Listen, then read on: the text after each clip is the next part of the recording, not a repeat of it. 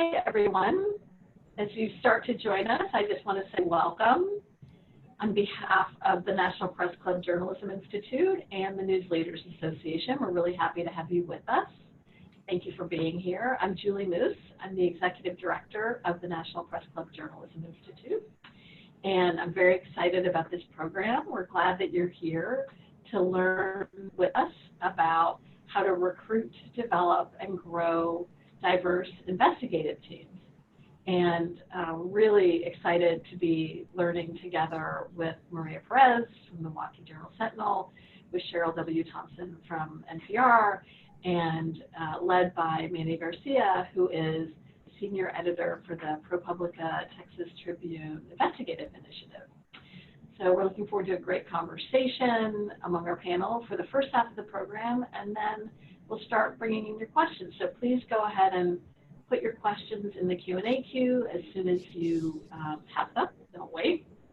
And I'm really excited to introduce Manny Garcia, who I have had the privilege of working with, teaching with, learning from as part of the Emerging Leaders Institute and at Poynter and in other ways. So Manny is also a member of the News Leaders Association Board of Directors, and he's going to introduce our other panelists and get our conversation started. So thank you, Manny, and thank you, Cheryl and Maria as well for being with us. Yeah, definitely. Julie, thank you for this opportunity. And I really want to thank everyone who's joining us today. This is a pivotal time for us to be having this conversation when there is a greater need than ever to be diversifying and building, especially our investigative teams and our beat reporting teams. So I feel thrilled to be here, and I want to introduce two dear friends and two absolute top shelf journalists. And of course, I've known Cheryl for forever from our time at IRE. She's now going into her unprecedented third term as president of Investigative Reporters and Editors. And congratulations, that's a testament to her leadership and her unselfish devotion to our craft of investigative reporting. She's got an incredible trajectory of investigative reporting going back to her days, and we were talking about the other day in LA, then with the Washington Post, and now for the work that she does at National Public Radio. But beyond that is her mentorship that she does beyond her regular job. And then Maria Perez, who I've known since grad school when she was at Columbia University, and is an accomplished investigative reporter now at the Milwaukee Journal Sentinel. And Maria and I had the privilege of working together at the El Nuevo Herald in Miami and at the Naples Daily News, and she's gone on to great successes. So really, it's great to have them on board. So I'm going to open up the questions because this is really going to be about sharing our stories and tips for all of us to succeed. And one of the things I want to talk about early on is Cheryl and Maria, talk about your first investigative reporting project, and what encouraged you, who encouraged you, what was the successes that helped catapult you, but also what were some moments of discouragement and what challenges did you face, and what did you learn from those experiences that you can share with our larger group today. And I'm going to start it out with Maria, let you speak. Thank you very much for hosting me. I really love to be here. I think I'm gonna start not with my first project, but with my first investigative watchdoggy stories. Those were at El Nuevo Herald, and they were mostly about cosmetic surgery, patients who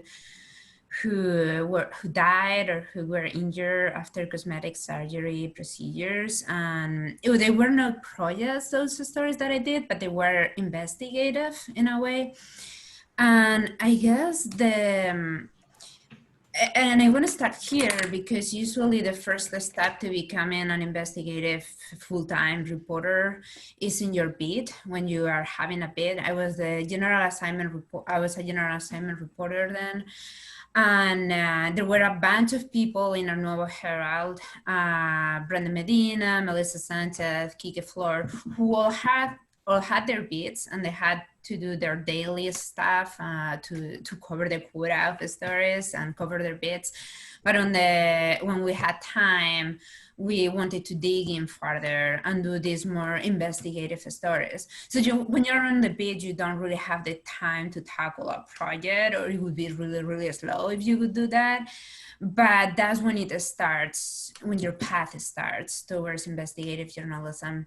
And what helped me start there is a team of really supportive journalists. When I arrived, Kika, Melissa, and Brenda, they were all there, and they let me in, and they helped me develop sources. They introduced me to sources. They helped me partner with their stories. They helped me partner with the kind of investigative stories. And that was huge for me because it gave me, I learned a lot. I won confidence in myself. Manny was there. Manny was great. He was the first one who opened me the door when he hired me to be there. And the other thing why I think the environment there was so good is because we were focusing on Hispanic community, immigrant communities. The Miami Herald was doing a little bit more of the general county coverage, and we were too, but we were more specifically focused on the Spanish-speaking population. And that's great because the issue about diversifying newsroom is not just because of, reporters who are different, or female, or working class, or people of color need when a job. The issue is so that communities that have traditionally been underserved can be better served if you hire people who come from those communities, or who are able to understand those communities better, right? And there are some times where media that are not geared that way, they have issues seeing the stories, covering those communities. But what was great about Anueva was that we were specifically focused on them.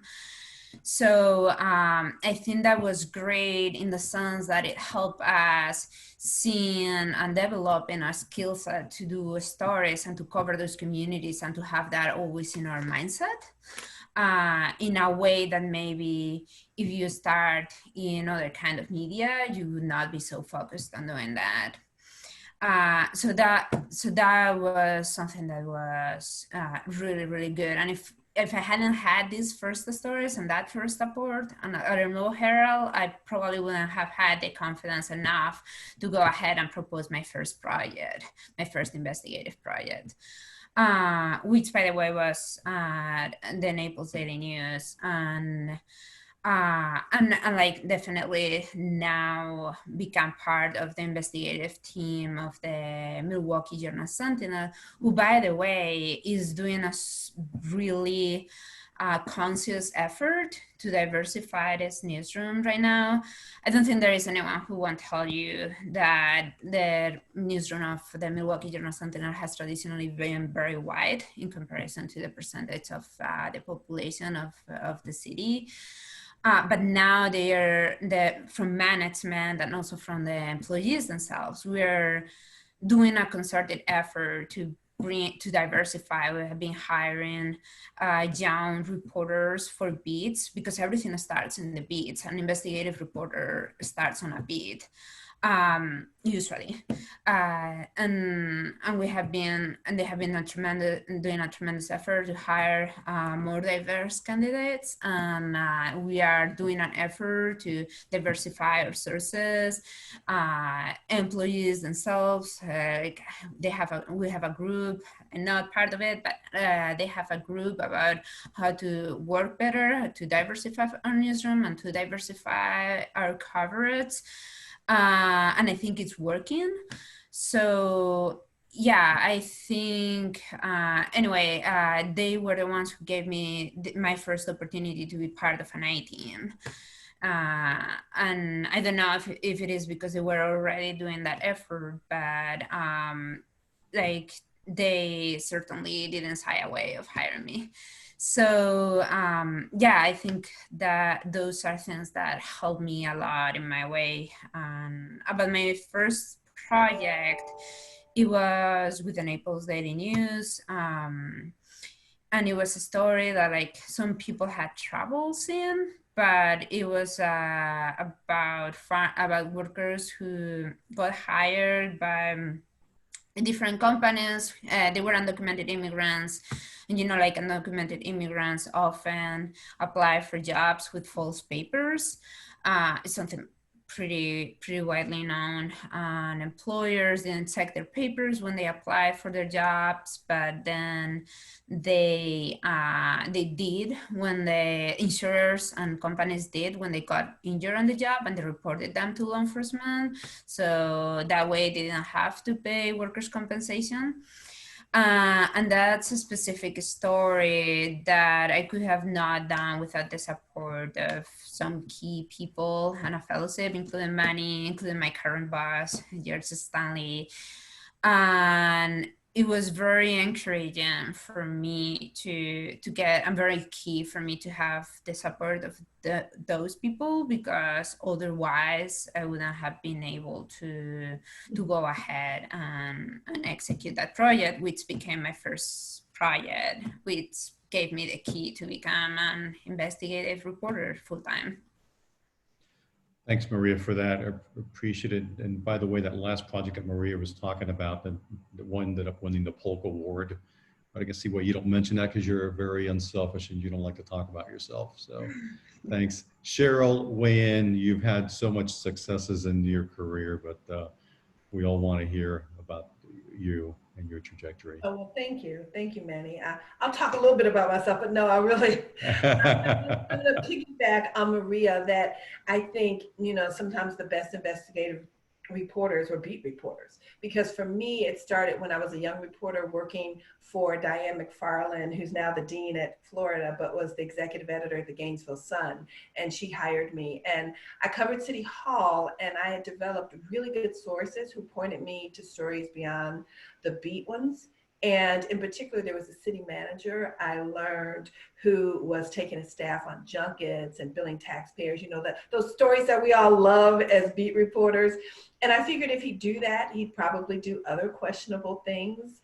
And so the stories made the front page, and the reader outrage was huge. And because it's a college town, right? But people still cared. And he eventually resigned, and it was then that I realized the impact of these types of accountability stories and the impact they could have. So when I moved to my next job at the Los Angeles Daily News, covering education and later county government, I had a city editor who saw that I loved doing investigative and accountability stories, and he encouraged me to do more. And then I got hooked. I was hooked because my beat was so busy. I often would do the longer accountability stories on my own time at night or on the weekends, and doing that paid off. The stories led to the resignation of the superintendent of the country's second largest school district, the LA Unified School District, and it led to policy changes. So for me, that was it. Once that happened, I was like, oh my God, the power of the press is real, and we have to make sure that we put that in the back of or actually in the forefront of our mind at all times, because we can, what we do can really have an impact on people. So, and my first project, it's funny, I was thinking about it, and I was like, what was my first investigative project? I'm not sure I remember, but I believe it was when I was at the Kansas City Star. One of the first projects I did was on teens on death row. And I went, I found some teens, they were under the age of, I think they were 17 and younger, and who were on death row. And I went and visited with these guys, all young men, Hispanic, Black, white, and talked to them about what life was like and looked at their cases. And so to me, that was a powerful story, because now I don't believe they execute kids that young, but they did at the time. Cheryl, you talked about learning the power that you have on your stories, and I will tell you, just before joining ProPublica and the Texas Tribune in this initiative, I was a standards and editor at USA Today Network. And what I want to tell everyone on this call is that our work is more important and valuable than ever. In fielding calls or emails from readers across the country, the one thing that they focused on was this need, thirst, and hunger for accuracy and investigative reporting in their local communities. And this was across political spectrums or whatever. They deeply care about investigative reporting that's watchdog. So, and this is, I'll talk briefly about, similar to what Marie and Cheryl have talked about. My first project came off the beat, and really it was thanks to IRE. I was covering the city of Miami, and I went to my first conference, and the editor at the time, Judy Miller, told me, you should go to the Investigative Editors Conference. And the best work does come off the beat reporting, because you're learning to discern daily stories versus longer term stories. And oftentimes you're not going to get the time when you're churning out beat reporting, but what that's going to help you do, and as you're building your teams, it's learn to be discerning and think quickly and faster. So my own experience to investigative work really has been through beat reporting, and just, but also it's realizing that I had folks who invested in me. And so think about to whom much is given, much is expected. When you're in one of these beats or these jobs, you want to prove yourself. But at the same time, you have to work for individuals who are what I call unselfish leaders. And I use the example of those leaders who wash feet. You know, they're not there, but it's not about themselves. It's about developing and growing you and realizing the importance of building the legacy and strength of the organization. So I was very fortunate where Judy Miller helped me out. I had great support from mentors at IRE, and I think about Dave Boardman. Maria talked about the importance of having people within your own newsroom. It's invaluable to have the support network that's necessary. But what I want to talk about here, the quick points I want to tell you, we're all getting calls now from editors around the country who are saying, hey, I need so-and-so, I need so-and-so, I've got some openings, I got to diversify. I will tell you, it doesn't work like that. This is not where you can call and say like a chessboard, I need a rook or I need a pawn here. Mizell Stewart, who's with Gannett, has been a longtime friend of mine for 20 plus years. Mizell's tool is, to recruiting has always been building long-term relationships with folks, helping them in their career. So what I would say my recommendations are, if you can, whether it's virtually, attend the affinity conferences, you know, NABJ, NAHJ, and others, and just get to know folks. Reach out to individuals and say, I'm looking to develop a team here. Are there recommendations of people I should talk to? You don't want to call and make it a mad scramble.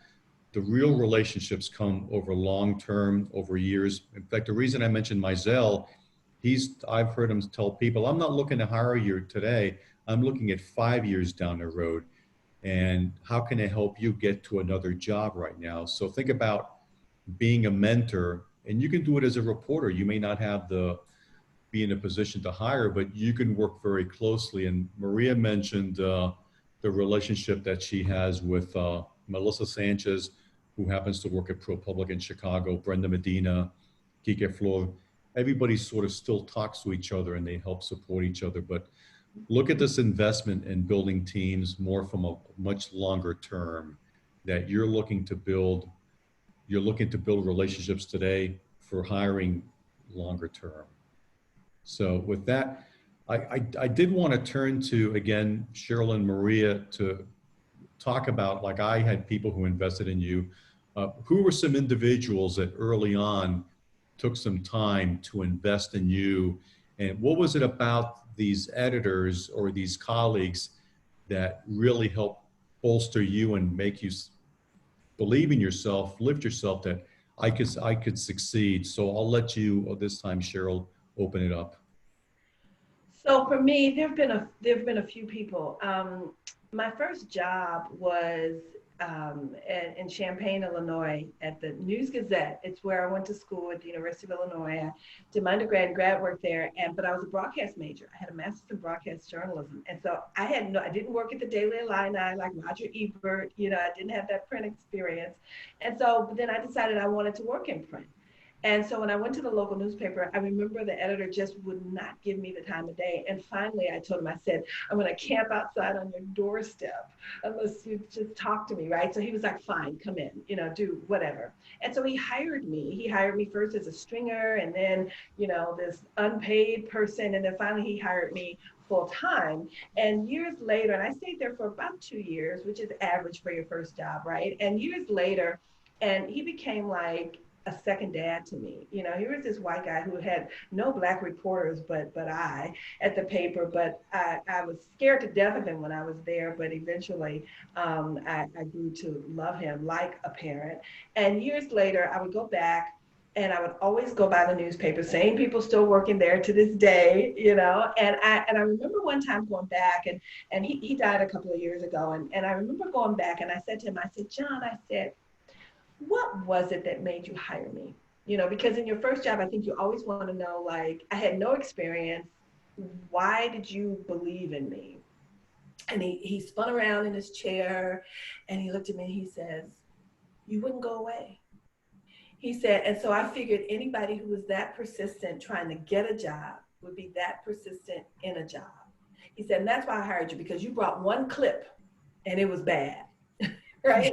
And so he hired me. So he was one of my favorite people. And then it was, you know, Diane McFarland, like I mentioned to her earlier, and Mark Barnhill in LA, and Joanne Armeo, who hired me at the Washington Post. She hired me to cover police, but saw that I was pretty good at digging and holding people accountable. So she came to me one day and asked me if I wanted to go to the Metro Projects team.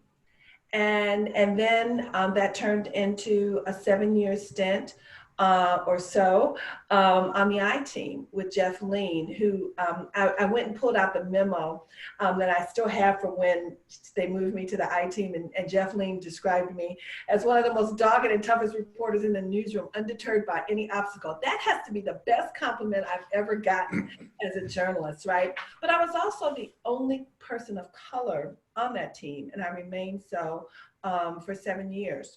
And so all 4 of those terrific journalists were mentors, even though none looked like me. And I constantly try to pay it forward, especially with journalists of color. Being an IRE member has helped me do that.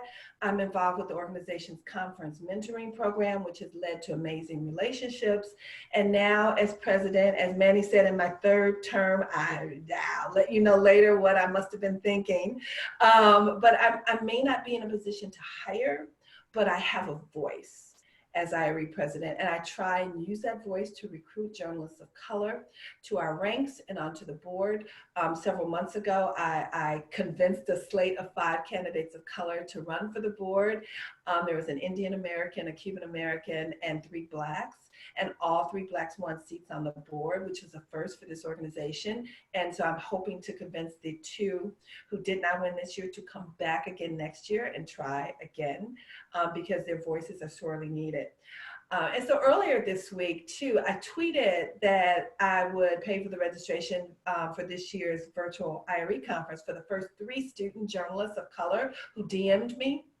And within 30 minutes, they were gone. But what was even more impressive and gives me hope that we're headed in the right direction on diversity is that 5 other IRE members and a colleague at George Washington University, where I teach, tweeted that they too would sponsor other students of color to attend.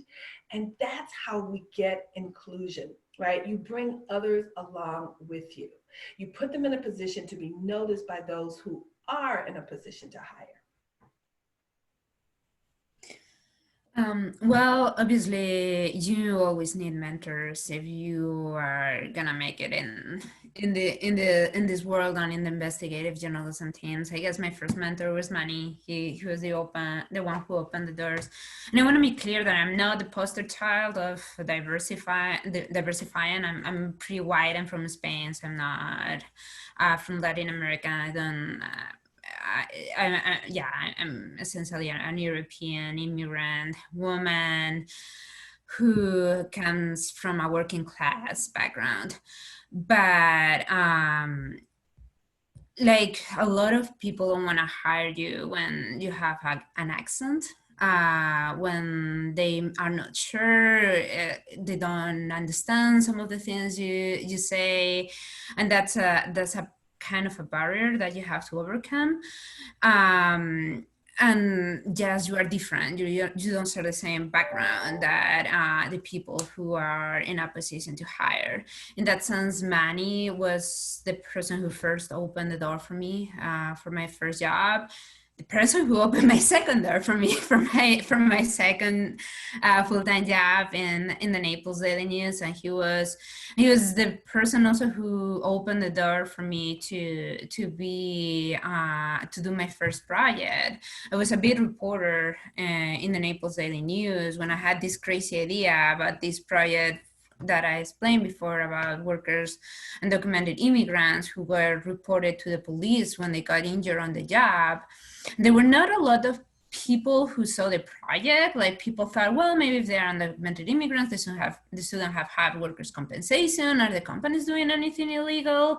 Like, what is it about? You know, like when you are talking about an investigative project, you have to surpass a lot of barriers, and you require, the story is demanded more. You demand more of the story than it was just a daily or a weekender. So Manny understood it, and he supported me, and we went to IRE. This is the importance of connections. And in IRE, he learned from someone else that there was a fellowship by the Marquette University who will pay for a year for a journalist who is usually a beat reporter to be taken out of the beat and be able to dig in a project. And that was essential, because without that, I wouldn't have been able to do that project. And I would have, because I needed to do my beat stories. And the other person who opened the door for me in that to have that opportunity to do that project was George Stanley, who's my current boss. And he heard the idea and he immediately understood it. And when for others, it took like, I don't know, half an hour to understand what the hell I was talking about. He picked it up immediately and said, yeah, that's a great idea.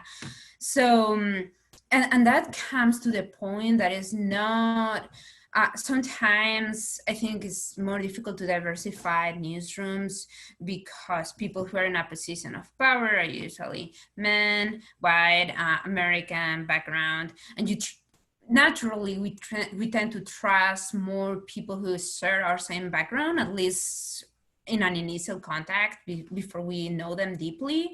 So I think that's like an unconscious bias there when you're choosing who to hire. But the other issue is too that the type of stories that different people have in mind as interesting may not be the same for everyone. And while there are a lot of people with who are not that familiar with immigrant communities issues, we're thinking in a different way about the issue. Other people, there were other people like George or like Manny who saw the story. And that's also an issue why it may be difficult to diversify. Maybe the stories that you write click with some people, but don't click with some other people who don't share your same background and your same interests. And that's also that also weighs in the value that you place in those stories or in the value that you think that journalist has, which is also like a reason why those editing or those hiring positions, you should try to diversify them more. But also there are people who don't share your background, who are able to see those stories and that value. And that's right. And, you know, again, it goes back to is taking your time especially when you get into a position of leadership or you're in a position of influence, to be able to just, Yvette Miley, who's a senior vice president for MSNBC, she was at NEBJ last year and she spoke at our Emerging Leaders Institute. She talked about the difference between being a mentor and a sponsor. So in mentor, you're helping someone talking through career advancement and different ideas. It's very much of a, how can I help you talk through, versus sponsorship, whereas someone this is the person who's going to bring your name up in a room when you're not there. If there's a job opportunity, who's going to say, I've got the right candidate for you. And the reason when you go from mentor to sponsor is you have worked with someone, you've built a relationship of trust that they're willing to put their name and reputation behind you. And I think that's very crucial, especially nowadays when there's just a real need as we continue to move towards diversifying our teams and building newsrooms that represent our communities, because the country's changed, and the reflection that we have in many of our news organizations just still are not mirroring the communities, and that's impacting our ability to grow as an organizations. So with that, I wanted to shift to the question on diversifying investigative teams, and in fact, what do we have to do to move into those senior editor roles, and how do we get journalists of color into these positions of leadership and authority? And Cheryl, I wanted you to touch upon this as president of IRE, what your observations has been, especially as diversifying teams and positions of leadership and authority. Okay, be careful what you ask for, Manny. Let it go. So, well, just as a journalist and as a Black journalist, I really don't understand why there are a few people who look like me or Maria who run investigative journalism teams. I just don't get it at this point. I mean, we've had this conversation for how many years, at how many conferences, you know, this discussion, how many surveys have to go on in newsrooms before newsroom leaders realize, Houston, we have a problem here. And in fact, I'm puzzled as to why investigative teams at least the two top newspapers in this country don't have any Blacks, even as reporters, let alone in management positions. How do you expect to cover issues and institutions and individuals fairly without that representation? You know, it's funny, Manny, because I've always been asked, I'm always being asked, as recently as yesterday, actually, do you know someone of color who would be good to run this team or that team? And recently I was contacted by the news director at a Connecticut radio station who's looking to hire someone of color to run that I team.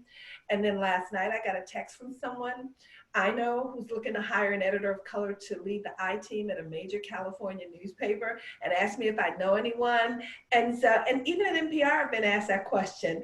And the fact that there are few people in the pipeline to step into those roles says that there's a problem. And I also want to go, when I get asked this question, is hello, I'm here, right? It's like people look through me. And I think maybe it's because I've been a reporter for most of my career, all but, you know, a nanosecond in Kansas City, I was an editor, but I'm puzzled as to why no one asked me if I'm interested. I may or may not be, but at least ask the question, right? And I am just as capable of running an investigative team as my white colleagues. Make no mistake, I am indeed. I've learned from some of the best in this business. And why can't my track record of hard-hitting investigations that have resulted in criminal convictions and policy changes, and my penchant for working hard and playing well with others, be enough to land a leadership role? Newsroom leaders, Manny, have got to start grooming JOCs to take over. Frankly, I'm tired of hearing that they can't find qualified Black or brown journalists to lead. We, Maria and I and others, we're right here. We've been here, right? Proving ourselves for years. And it's time for those in charge to take notice, take a chance, and change the way they hire. Amen. It's true. And you mentioned Diane McFarland, who's been a mentor to many of us. And Diane talked about when she was the editor of the Sarasota Herald Tribune. And she says, strong investigative reporting, successful local investigative reporting is good for business. And you have to have teams that represent your communities, because it's just, and she said, it's just good business. And she's right. And there was no investigative team at the Gainesville Sun. There was no investigative team at the LA Daily News. There was the Kansas City Star, but there weren't at those. But Diane got it enough where she knew it was important to have someone who did that kind of work, who liked doing that kind of work, to do it. And so we didn't need a team, right? She would handpick people, and we all came through for her because we weren't going to disappoint Diane. So Cheryl, I'm going to follow up on that with a question that we have from one of the participants who explained exactly the situation you just described, which is for newsrooms whose staffs are not large enough to have a dedicated investigative team, what can we, meaning leaders in that newsroom, do to help all staff, especially reporters of color, identify as investigative journalists when they're doing that work? You can pick people who, like doing really enterprise investigative stuff and just, team them up with the beat reporters. That helps a lot of times. That's what I think we don't do enough of at NPR. We don't team up enough with, NPR has great staff, right? There's some really fascinating, really good reporters at NPR, but, our team seems to be sort of isolated. And it's like, let's team up with the national staff. We've got all these member stations, right? The investigative journalism that can be done is amazing because a lot of these member stations are small and don't have those kinds of teams. So, find someone who's an enterprise reporter and team them up and do good, watchdog journalism. Excellent. Thank you. Julie, it's doable. And when I was at El Nuevo Herald, there was a very, very small team of beat reporters who did investigative work. And you have to make sacrifices. I know you have to fill newspaper pages. You have to put stories on the website. We all get that. But for much smaller newsrooms, is the sacrifice of a longer term story worth some dailies that you're not going to do? I think of the example that El Nuevo Herald partnered with the Toronto Star on an investigation into sex tourism for the abuse of minors in Cuba. So at that time, we pulled Juan Tamayo, who was the most prolific writer for El Nuevo Herald. Covering Cuba at El Nuevo Herald is like covering hockey in Toronto. And it's just, you have to cover it. But we made a decision was we were going to pull Juan off to work on this major project. So do that, invest in smaller newsrooms. There's plenty of scholarships to provide training for your reporters. There's plenty of opportunities because that also works for retention and growth. So it's doable. And if anybody who needs advice, follow up with us after the call. We'll be more than happy to help you. Yeah, and IRE absolutely goes into local newsrooms and, does all kinds of fabulous training. So, email me, send me a DM me. Now I'm like all into the DMs, right, with the students. And somebody will have a solution, right? Somebody will have an answer for you. Yes, that's excellent. Thank you. And actually that leads perfectly into another question that we have from a participant, which is so many newsrooms have cut professional development funds for their staff. So how can editors support skill building when they don't have financial resources to back it up? What are some practical suggestions? And Maria, you, I'm sure at points in your career have wrestled with this too. So maybe start with you and then we can hear from Cheryl and Manny also. I think that newsroom it is difficult when you're on the beat to manage to do investigative stories. You necessarily work a lot. you work for many hours. It's always been hard for me because it's difficult for me to let go a story. Like the advice that I give to everyone is there are some stories you should cover everything thoroughly and accurately, but there are some stories that you maybe don't need to do 10 phone calls. And you constantly need to be addressing what is the value of your time. Like maybe it is better to invest the time in this story and let this story go with 2 or 3 less people that you have talked to. Now, for me, that was very difficult to do because I am always driven to pursue whatever story I'm doing to the list and make it the best that it can be, which I think is a mistake given the fact that we have limited resources. But I try to give the advice that I didn't follow my own career, which is just try to be wise with your time when you are thinking, oh God, I need to do these 2 more phone calls for this story that is, maybe don't do them and invest your time on the other story. And something that I would advise to everyone is to not just work all the time, which is also some advice that I didn't follow, but it's very important to follow, because you need to be part of the community, and you need to have a life, and your stories are gonna be better if you have a life, and your stories are gonna be better if you're not all the time working. And it's an advice that is very difficult to follow for some people, especially in this industry, especially in investigative journalism. And I'm very hypercritical to give it because I don't. But if there is someone out there listening, it's important. Where were you 20 years ago, Maria, when I needed somebody to tell me, you need to have a life, because I still don't have a life. My husband always says, you wouldn't know what to do if you had 5 minutes to yourself. And he's probably right. You know, it's like I live and breathe this business. And I mean, I do have a life. Well, I had a life before the pandemic.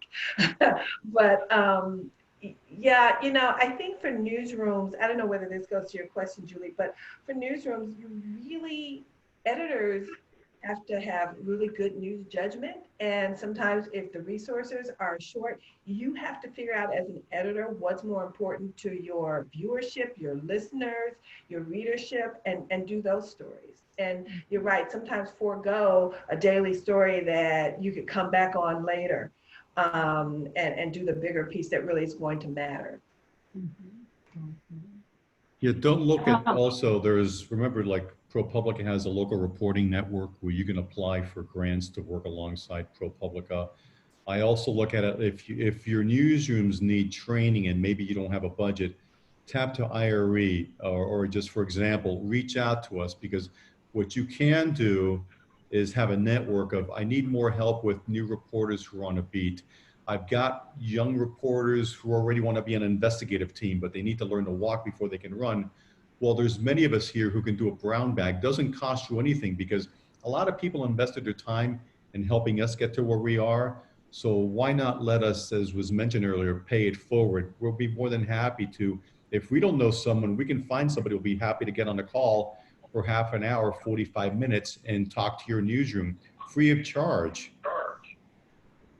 No, that's true. IRE is a wonderful resource, and I'm not saying that because I'm president, because I was a member for 20 years before I even ran for the board, and I believed it then, and I believe it now. And they have amazing training directors, and you know, if you go on the website, there's all these tip sheets, all kinds of resources for, you know, every level of news, from the smallest ones to the major ones. So there's something for everybody at IRE, for sure.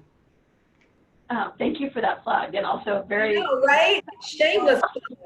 No, it's good. It was a valuable plug and valuable information. And James Sassine, I hope I said your name right, also shared this that we want to make sure everybody knows about. If anyone has a great idea for a high impact story that follows the money, they should check out the Mcgraw Fellowship for Business Journalism, $15,000, and editorial support for enterprise investigative stories with an angle that's economic, business, financial. And she shared the link. And Maria, I guess you were a fellow of theirs, and Manny was your editor. So nice to keep it all a little bit in the family and to spread the love as well. So thank you. And that's creative. And thank you, Jane, for that, because Naples could never have afforded to send Maria and a photographer to Cuba to do a project looking at the transition of the relationship between Cuba and the United States, and especially its impact on Florida. So that's being creative of finding ways to do a series on that. So thank you. So we have many more questions than we can possibly get to in the 4 minutes that we have left.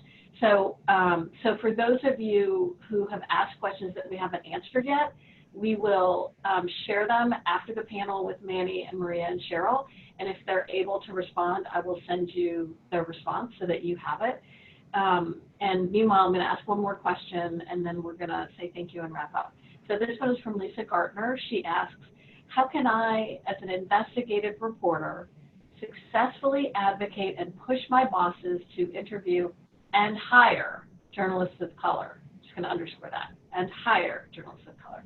I've had private conversations with my editor about the importance of our staff reflecting our readers. He says he agrees, but that hasn't translated into action as of yet.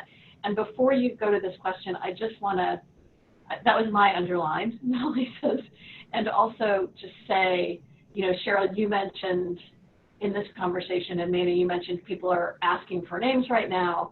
People are asking for contact information to tap into your network, and have done that maybe for many, many, many years. Sometimes those people actually get called, sometimes they don't get called, but anecdotally, what people share is that they almost never get hired. So, so let's answer Lisa's question with real talk. With that, I know that feeling. Go first, Cheryl.